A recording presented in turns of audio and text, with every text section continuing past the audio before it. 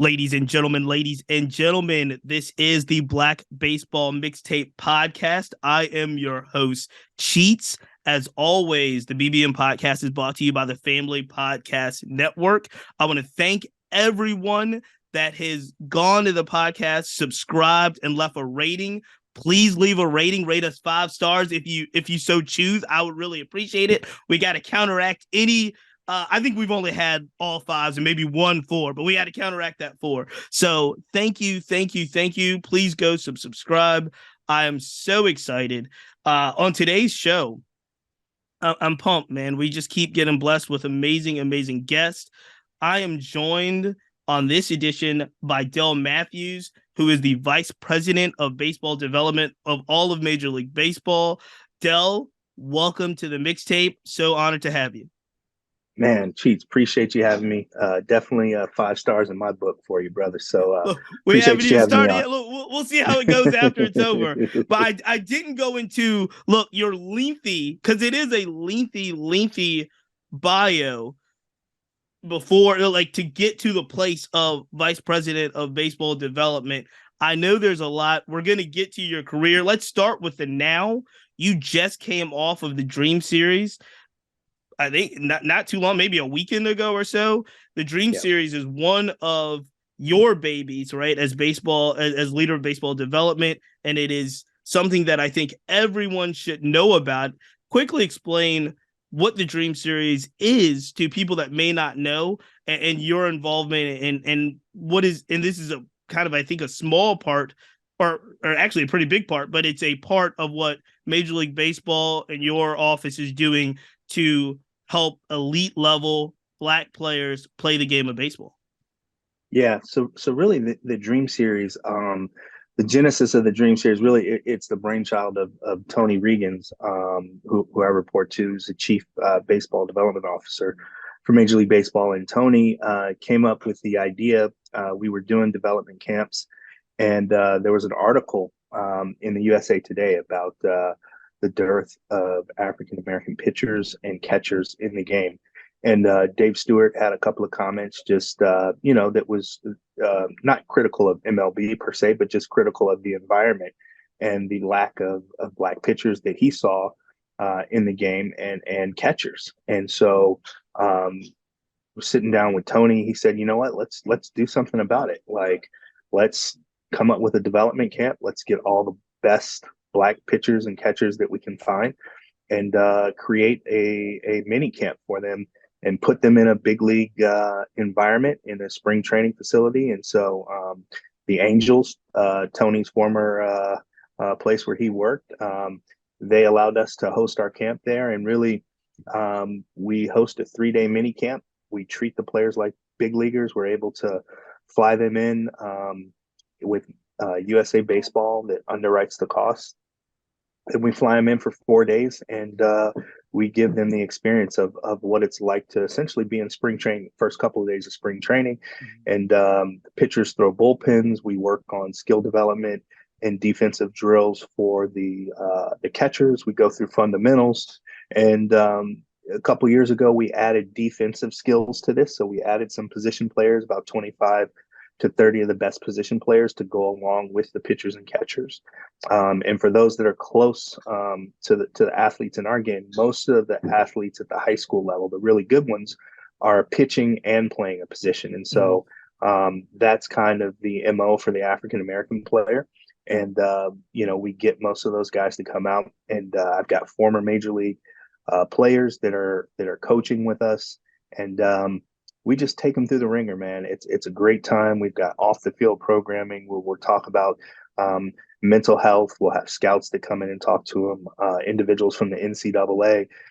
We've had umpires. We talk about jobs in baseball, umpires, broadcasters, really the whole gambit. And this year we were lucky enough that Hunter Green, who is an alum of the program, in our first year in 2017, he's obviously in the big leagues now, decided that he wanted to host the group. And so really that was the icing on the cake, that those kids had a chance to experience some time with Hunter Green. MLB Network came in, Harold Reynolds and Chris Young, to really help promote the event and talk about the event to create more awareness. And Really, it's been awesome. It's ironic when you think about it. MLK holiday in Arizona. Arizona was the last state to Oh, trust officially me. adopt Oh, trust me. MLK as a holiday, Fans right? of Public Enemy know. We know. Yeah. So, Wait, I by mean, the time I get to Arizona. so to come full circle, right, and have an event around the Martin Luther King Jr. holiday and baseball, and named after the namesake of MLK, the Dream Series. It's an opportunity to engage with the kids, but also tell them a little bit about their history, the significance of MLK and his words and his speeches. And so, literally, we're playing music in the background during batting practice, but we're also, playing the MLK I have a dream speech or I've been to the mountaintop speech. And so the kids get a chance to hear those words while they're with their friends, while they're enjoying the game on a major league field in Arizona that time of year. It just doesn't get much better than that.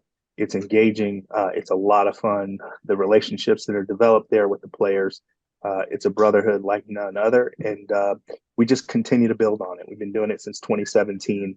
Each year gets better and better. The staff is engaging, a lot of fun, a lot of experience. And really, it just kind of helps to kick off their high school season. So they're getting ready to gear up to start play. And so it's a little inspiration, a little jolt, essentially, right before the beginning of the season.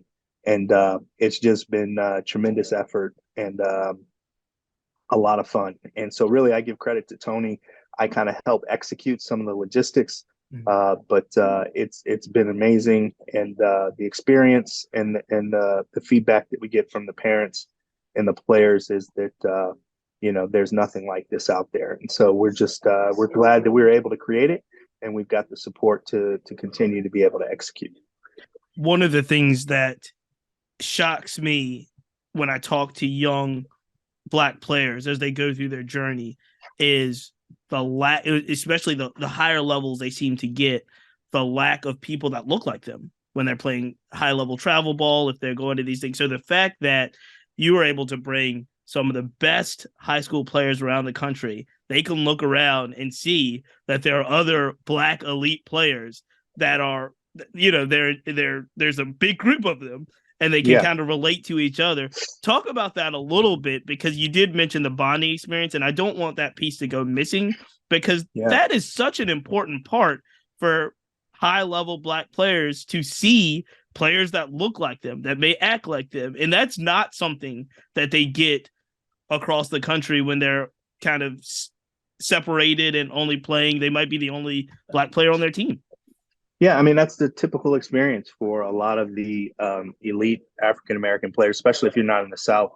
I grew up in the Midwest and played on all-star teams and travel teams. And I was usually only one or two, if I was lucky, individuals that were African-American on the team. That is the experience for most. And so when you have the opportunity to come to a Dream Series or Hank Aaron Invitational, really we're purposeful and intentional with pulling kids that are African American so that we can put them in an environment where they all get a chance to be together. One, from a culture standpoint, but two, as you mentioned, for a barometer, so that they can see there are other kids out there that love the game as much as they do, that are as good at the game as they are, and sometimes even better. And so everybody's able to kind of see where they're at and really inspire each other to continue to play well. They have friends when they go to other events now that they've participated in our events.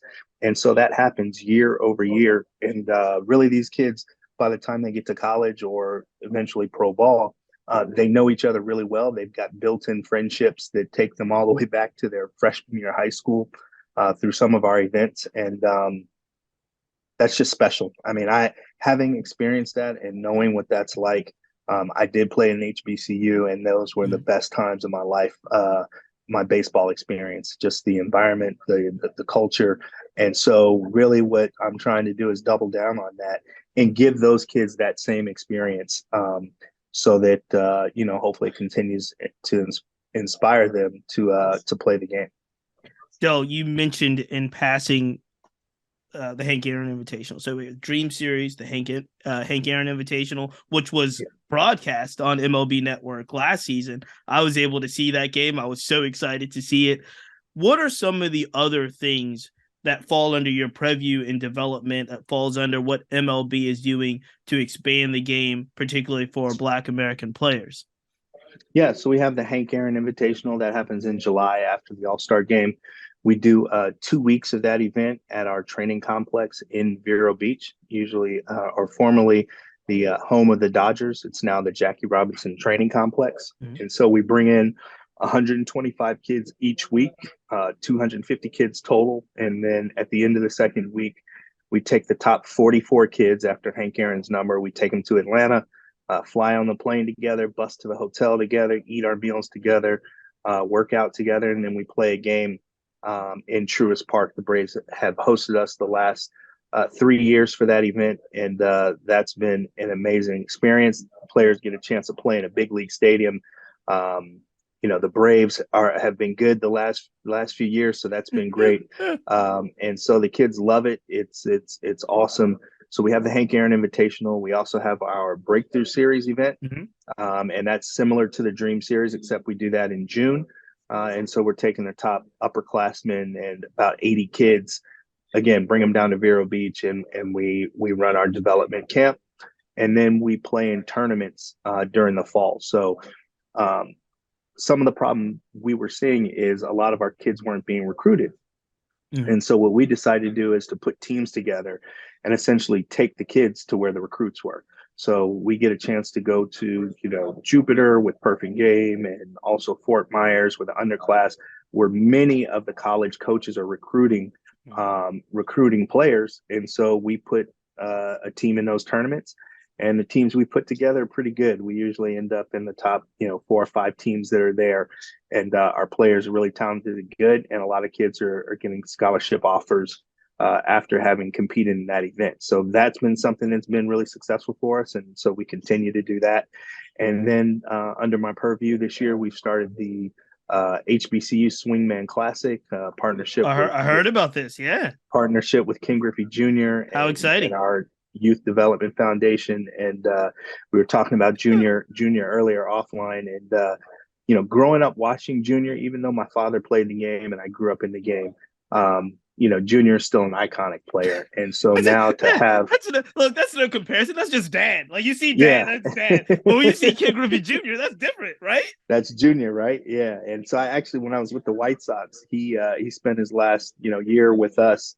And I had the opportunity to be around him at that point. He was awesome as a player.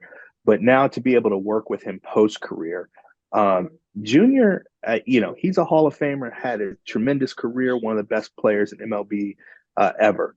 But some of the things that he's doing off the field now, one, with his brand Swingman, two, with the idea of 42 and retiring 42 in every ballpark. That was his idea. That was his idea.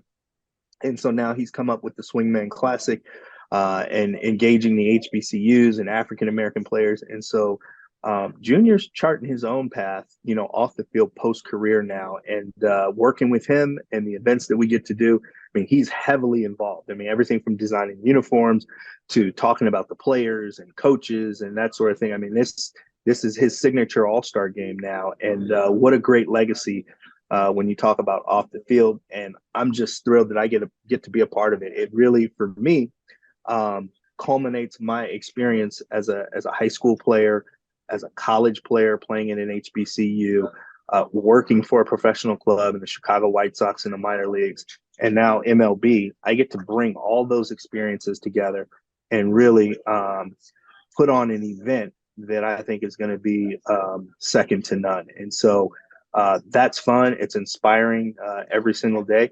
And like I said, there's a culture of Black baseball that's percolating.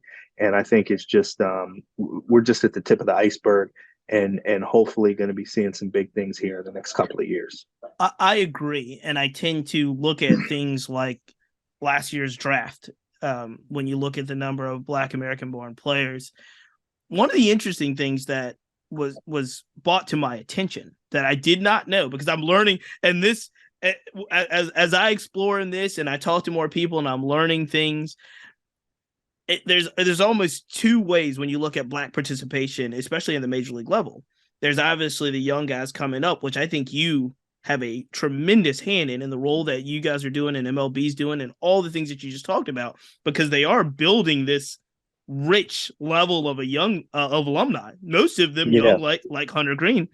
And then there's this other side of the spectrum is kind of the veteran players, the veteran African American players that may be on, that may be on the cups of that next contract, but it seems like to ultimately change the percentage numbers, we need to keep those veterans and influx the system with young players. Is that something you've seen? Because that was the concern. Is like, well, if the veterans age out and we have, there's not enough right now. Just on the one side from the bottom up, we've got to keep those veterans that we have in the game. Yeah, well, retention, right? That's the biggest part of it at the end of the day. And so certainly we want new players coming into the game, younger players, Absolutely. But we want to keep the guys that we had. I remember when Adam Jones retired a couple years ago, I was like, dang, like, man, we could think Adam Jones can still play, right? Yeah. And D Gordon, D Gordon, I think came back towards the end of last year, but D Gordon, extremely athletic, really good player. And even CC a few years ago when CC decided to hang him up. I mean, those are some strong pillars, man, that played the game for a long time, had long careers. And so now we need some guys coming up behind them, right? Yep. And so it's one thing to get to the big leagues. My father always told my brother and I this, like, look, getting to the big leagues was easy. It's staying there that's tough, right? Because you always have guys coming behind you that are competing and want to take your job. And so they're hungry. They're hungry. And they're hungry. So you got to stay hungry. You got to stay humble and you got to stay healthy, right? The 3 H's. And so I say, at the end of the day, we need to retain as many as we can. But hopefully we're building this pipeline to where we've got a crop of players that are coming up each and every year. And so that's what we're trying to do. We're just trying to flood the collegiate market. We're trying to flood the professional market. And the guys in the minor leagues, we're trying to help those guys and keep those guys encouraged so that hopefully they get an opportunity to get to the big leagues and prove that they belong and establish themselves as everyday major league players. Del, let me switch gears and ask you about your journey, especially in the front office. I know you mentioned that you were a player, you played at Texas Southern, and then you played in the minors as well in the Brewers organization. But you then made the switch to go into kind of the front office, the executive level of baseball. You worked, I know, in the Chicago White Sox organization.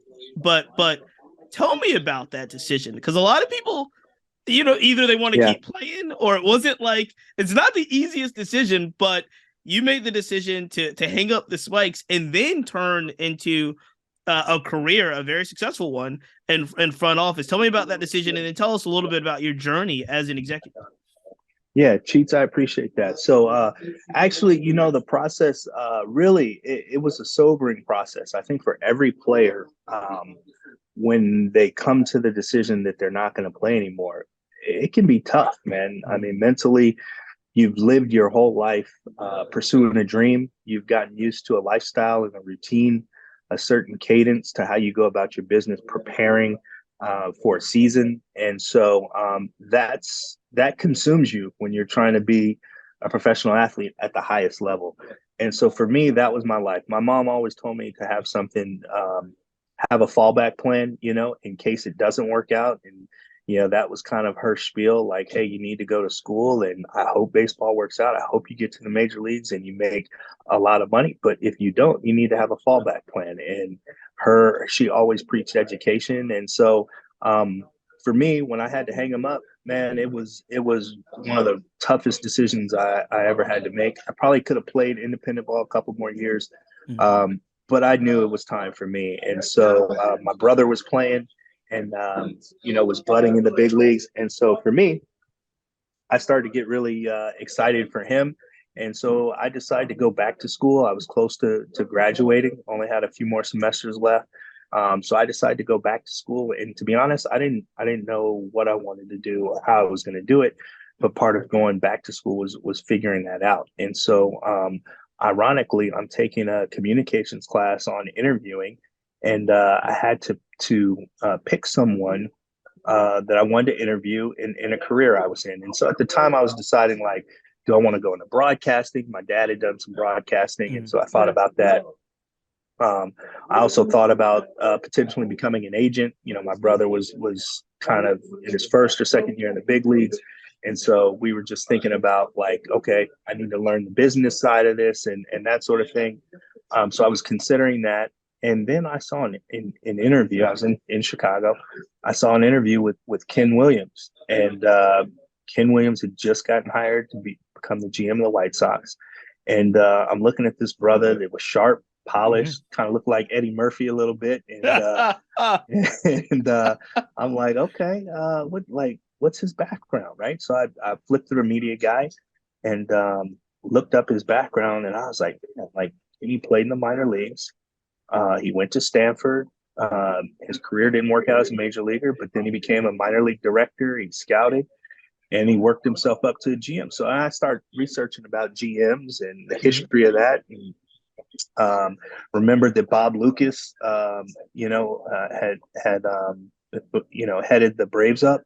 Bill Lucas, I'm sorry, had headed the Braves up, and just kind of started doing my research. And then I was like, you know what, maybe this is something I want to do. So I used my resources to land an interview with Ken Williams, and I got him on the phone for about 30 minutes. After that conversation, I was sold. I was like, all right, everything that I tried to do as a former professional player trying to get to the big leagues, now I'm going to take all of that, channel that energy, and do the same thing in the front office to hopefully become a GM one day. And so that's basically how it started for me. And so I ended up finishing school, graduating, got an internship with the Cubs. Yep. This is a really Chicago themed experience. Yeah, I was in Chicago. I was in Chicago, and hometown.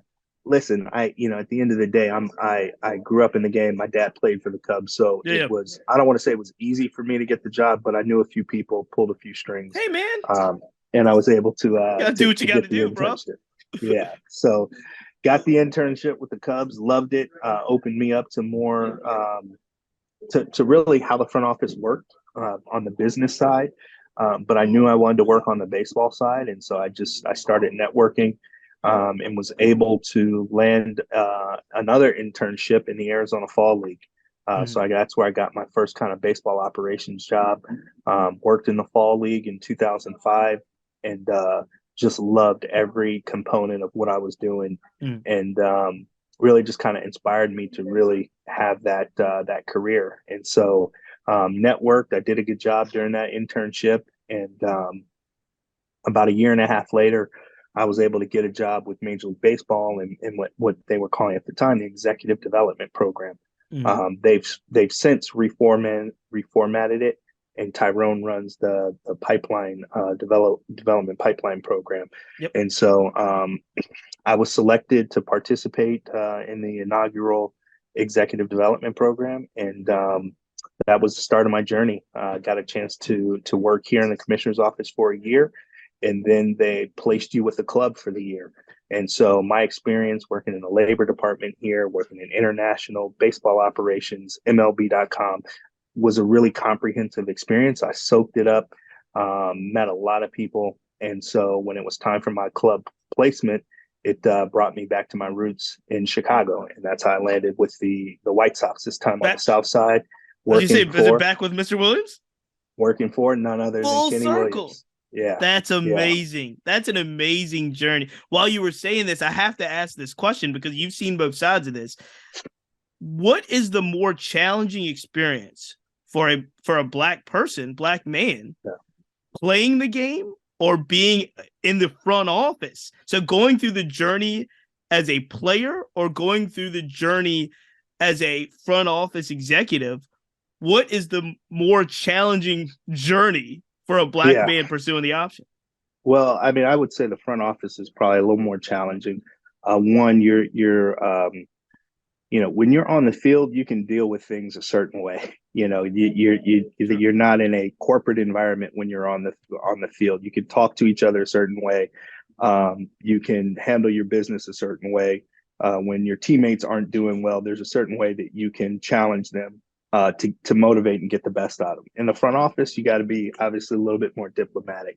It's a great And word.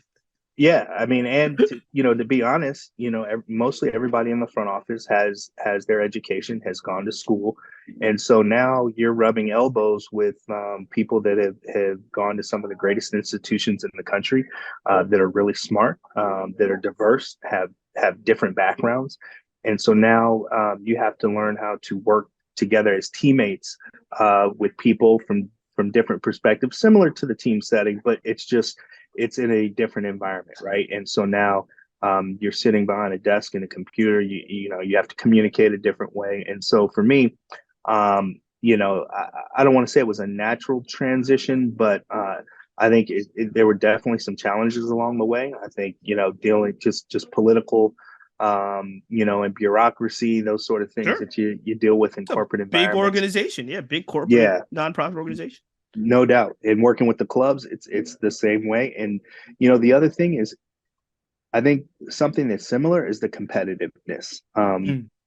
People on the field are extremely competitive, but people in their careers, and specifically in the front offices with baseball, are extremely competitive. Everybody wants to be the GM, but there's only one GM, right? And Right. our generation is a little bit more, I think, apt to paying their dues and making sure that they put in the time and the effort.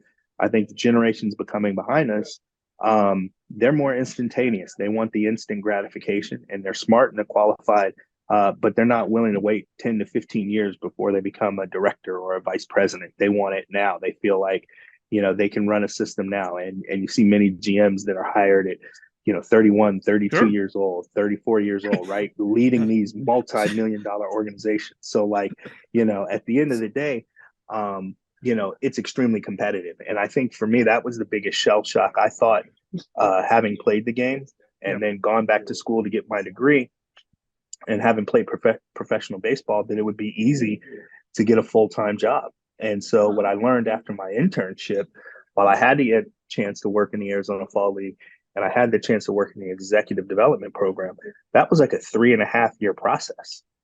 I waited tables. Right. I waited tables at Ruth's Chris Steakhouse in between that What? journey, right? What? And so, that is part of the journey, right? That's I had to crazy. cut my teeth and pay my bills and take care of my family at night while I pursued my dreams, during the day. And so, similar to an actor or honing your craft, it was hard, man. I emailed 30 clubs and got a couple of answers, but nobody was hiring. And so I say that to say, at the end of the day, I paid my dues and I stayed with it. I persevered and I was able to get the opportunities that I got. And I'm sure my name helped me along the way, but your name may only get you into the door. Sure. You have to You prove got to yourself perform. once you You get in. got to, no Yeah, matter who, if you're in the exactly. door, you got to perform. And when No I question. hear this from you, two things come to mind. One is that I don't think a lot of people know about this grind, right? Like this journey. And it is really, really impressive for me to hear it from you, because people will look at your position now. And even if they see the resume, they see all the things, they probably don't know that this was, Major League Baseball doesn't pay that much. You're in these programs that aren't paying that much, and you're working and doing your thing. And I'm hearing this and I'm thinking to myself, I'm sad. Like Theo Epstein's ruined it for everyone, is what's happening, is what I'm hearing here. Like it's like not that easy. not everybody's getting these opportunities at this age. I'm joking. He's a brilliant person. I know. Yeah. Not to say it I'm was just easy kidding. for him and he had No. to do an internship and pay his dues. It's a joke. But It's a joke. but to your point, it's extremely competitive at the end of the day. There are a lot of people that want to work in baseball. There are a lot of people, and there's only so many positions. And so for me, I just feel blessed that I was prepared for the role that I'm working in now. And it's just doesn't feel like work. Doesn't feel like let work. me ask you this. Is Now, I know you're very happy. You're doing amazing work. Let me ask you this: Yeah. is GM still something that's on your radar? Maybe not today. I don't want anyone in Major League Baseball calling me and arguing with me. But is GM something that's still on your radar? Yeah, I think down the road, I think in the right situation, definitely. I love the work that I'm doing now and the responsibility that I have. I'm involved in several programs that we have, here at the commissioner's office. And so, yeah, I think at the end of the day, there's only 30 of those opportunities. You got a better chance of getting a job in Congress than you do, becoming a baseball GM. But I think the influence that you could have in that kind of position to be able to hire, staff, put together a team, work to compete for a World Series, nothing is greater than that. And so down the road, you never know. But until then, I'll just keep sowing the seeds that we're doing and working with our team here and having a lot of fun all over the country. That's awesome. Dell, let me ask you. I'm going to ask you a couple quick hitters, but I do Yeah. like where you're going with this. And I know that GM is possibly a dream job, but let me ask this: if you had the choice between GM or commissioner of baseball, what do you choose? Ooh, man. I think, man, that is. I think I'd Let's make it probably harder: say, GM of the Chicago White Sox or commissioner of baseball. yeah, I think I'd say commissioner. I mean, at the end of the Ah, day, there hasn't been anybody that's African American that's been in that position, and so mm, now you're talking about influence of the game at the ownership level, at the negotiation table with the union. I mean that Rob has a big job, obviously, and sure. he never makes everyone happy. I don't know how he does it, Quite the but opposite. yeah, And I mean, I don't have any beef with the commissioner, but it's a very thankless job. All the commissioners of all the major yeah, sports, you don't hear great stories about commissioner doing no, X, Y, Z. no. But I think by the time his commissionership is done, the legacy that he's going to leave is going to be pretty amazing, and Absolutely, the game I has agree has with you been on that. much better for it. Yeah, I agree with absolutely. you on that. Absolutely. I ask all of my guests this question, and as you being a former professional baseball player, this is something I'm very interested to hear from you. If you could face any pitcher, living or dead, you can step in the box and face anyone. Who do you face? Man, that's got to be Satchel Paige. That's a great answer. Yeah, That's a I great mean, answer. I never had a chance to meet Satchel, but obviously have heard tremendous amount of stories. And I just iconic figure and personality. And my dad has told me stories about J.R. Richard and Mm-hmm. Bob Gibson and how intimidating Gibson was. My brothers told me about Randy Johnson and Pedro, but I think Satchel, man, I'm a bit of a throwback. I mean, if I could live in any era, it All probably right, would have hold been on. during the Harlem Renaissance, man. And I don't so, know, bro. Let's be careful. I know we romanticize certain things. I joke around because I was right. like, I have people that tell me all the time that's like, man, I'd love to play in the Negro Leagues. And I'm like, I get Yeah, what you're saying in theory, it's but the nostalgia, right? I've read Yeah, those yeah. books, brother. It is not that sweet all that time. Yeah, no doubt. I mean, looking through this lens, looking backwards, Yeah. you could say that obviously the times were extremely rough and hard. But hey, look, if I could I know what you're get in a saying. time I know what you're capsule, saying. I get it. I'm digging in. I'm digging in against Mr. Satchel Paige. You mentioned that your father played, your brother played, so you've probably been around a lot of pro baseball players, and now obviously in the role that you're in at Major League Baseball, you're around young players, old players, and so forth. Is there any player that you've met throughout your journey that you were like, man, I can't believe this person's here? Like, oh, not I'm not saying you were shook, but is there one that somebody walks in the room and you're like, that's starstruck material? Yeah, yeah. I mean, there's so that's happened to me twice, and doesn't really happen in baseball because I grew up around it. But so Dusty Baker's my godfather, and I grew up in the Giants clubhouse pretty Very much all cool. the time. Anytime Dusty was coming to town in Chicago or when I was in college in Houston. You know, he was always taking me out, taking my friends out, taking us out to dinner, hanging out with us. I could tell you all kind of stories, but I say that to say, being around Barry Bonds, his presence, even as a kid, he was intimidating in the locker room. And my dad played with his dad. And BB, he was always cool with me. But I mean, the way he walked around the locker room, the way he walked around the batting cage, watching him go about his craft, it's like, man, that's Barry. And to this day, I've seen him, since I've been an adult. I've seen him a couple different times. He always has a big smile on his face and gives me a hug. He's a great guy. But I just remember, at 12, 13, 14 years old, being around Barry, being in complete awe. And even when he was, with the Giants when I was in college, and seeing him then, just being amazed by how good of a player he was, and just his presence. Him and Michael Jordan have by far the athletes that I've met that I've been starstruck.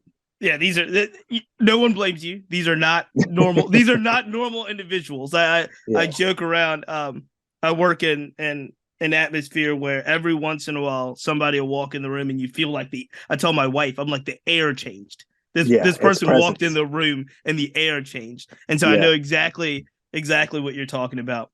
Del, I'm going to get you out here on a little more serious questions in regards to what we were talking about and what your role is.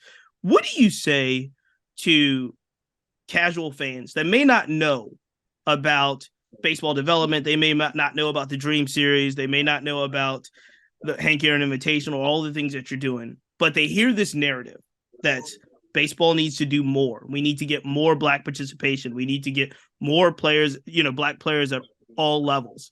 And I'm sympathetic because I agree. Baseball, the media, I feel like everyone has to do more. And I've had this exchange recently with our audience about what can fans do. And that was in many ways, a really triggering question to Black fans. Like, what can we do to get more Black people at the ballpark? What do you say to people that say, hey, we need to do more. Baseball needs to do more to get Black participation up? Yeah. So for those that don't know, Cheats, I would say, there's one simple thing you can do is use your double click. And if you double click down on the things that we're doing, you do just a little bit more research, you'll know that there's a lot of different programs that are going on at the grassroots level all the way up to the elite development level. I think from a fan's perspective, and I think MLB is doing a better job of this, is just making what we're doing awareness, right? Making the fans more aware of what's going on and giving them an opportunity to consume that content. And so, like, we've tried to do that by putting some of our programs on MLB Network. And so whether that's a visit at the Dream Series, or that's a complete game at the Hank Aaron Invitational, or on our biggest stage at the All-Star game with the HBCU Swingman Classic. Like, these are events that we're doing that gives the casual fan an opportunity to look into the window of what's happening. And so I would just say, for fans of the game that love baseball, baseball is played at its best when the best athletes are on the field. And the African-American player traditionally has been known for their athleticism in baseball and what they bring to the table as athletes. And so if we have the best athletes on the field, it's going to make the game better. And so from a support standpoint, I would just say, keep watching and keep cheering. I think at the college level, we've got to do a better job of getting more players into the college ranks and giving those kids opportunities. You mentioned some of the African-American coaches that are coaching at the D1 level. Coach Thompson at Georgetown is another who's doing a tremendous job, has turned that program around. And that's Georgetown, one of the most prestigious universities in our country. And their baseball team has had the best year it's had since, 1980 something. So, like, we're involved in the game. We're playing the game. We're growing the game. It's a big part of the African-American culture. You think about the Negro Leagues. You think about fashion. You think about music. Jay-Z said he used to run bass like Juan Pierre. When you think of that, that comes from baseball, right? That's Jay-Z He talking also about said he one made the yeah, Yankee hat more famous than Yankees can, but than still. the Yankee can, right? I mean, I don't know. I mean, that's culture. That's That is music, culture. That man. is culture. That's fashion. That's pop culture. And so ultimately that influence is big on the game of baseball. And that's what our culture brings to the game. And so I say embrace it, and I say get ready for what's next. Dell, because I do want to end with some those are great words. I want to end with some even more positive words, even for that future Dell Matthews, that future executive out there. What was the best advice you received in adjusting to the role that you're in now, which is a corporate front office, Major League Baseball HQ? What's the best advice you received to navigate some of those, like you said, if not difficult, some isolating waters sometimes? Yeah. Some of the best advice I received early on by one of my mentors, Steve Cobb, who gave me my first baseball operations job in the Arizona Fall League. And Steve was great, but one of the things he told me, man, and I can hear it like yesterday. He said baseball is a people business. It's about relationships, and he said if you got good relationships, you can go pretty far in this game. And so I've seen that in the very beginning of my career. I've seen it now in the middle of my career. At the bottom, at the middle, at the top, it's about relationships. And I've seen my boss now, Tony Regan, really navigate and have the success that he's had really due to the relationships. When you're a chief baseball development officer and you can walk into the ballpark and the grounds crew guy is hugging you, that tells you a lot about the character of that individual. And in baseball, there's people that work at the stadiums. You got security guards, you got grounds crew people, you got trainers, you got bat boys, you got executives, you got players. And if you treat people how you want to be treated and you develop good relationships, I think good things will happen. And so that's a piece of advice that I've taken from Steve Cobb. I've tried to use and implement in my career. I think it's helped a little bit, and Sure. having a lot of success with the programs that we're running, and tapping into former major league players, largely due to the relationships that we've been able to establish. Del, that is a solid word. I think you're exactly right. We are going to leave it here. Before I get you out of here, I just want to say I wish you the absolute best as you go into this, going into the season 2023. You're already doing amazing work. It is awesome to see someone doing what you're doing and doing it in a way that I know that Black culture is proud of and excited, and the stuff that you're participating in. And I know you probably don't hear that enough. That's the thing.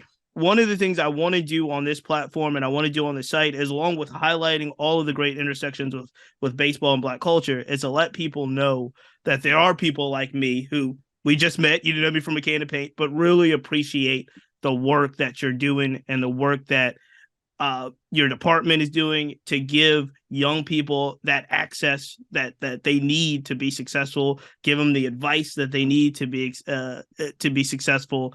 And it really is about pulling the next generation up, because there's a young Del Matthews out there somewhere that you can identify and give them the same advice that Mr. Cobb gave you. So I wish you the very best, brother. We will stay in touch.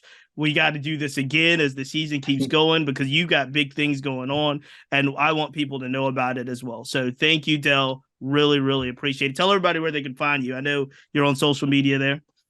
Yeah. No, I appreciate it. Del M. Matthews, Del, DELMMATTHEWS. I'm on Twitter and Instagram. Also on LinkedIn. You can find me on LinkedIn.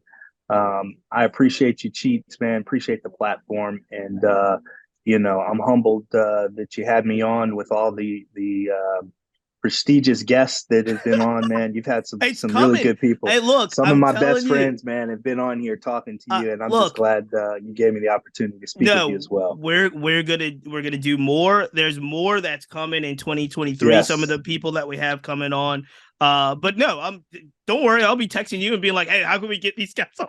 We got these guys on the show. We got World Baseball Classic coming up. We got very exciting things, but I am so excited. Ladies and gentlemen, that's Del Matthews. He is the Vice President of Baseball Development at MLB, doing really, really big things. So this is the Black Baseball Mixtape Podcast. Please be sure to subscribe, rate the episodes, and, you know, in my DMs or in my comments, ask questions. We'll be able to answer them, whether if it's not Dell or somebody like that, we'll get, I'll try to answer them. I'll do the best I can.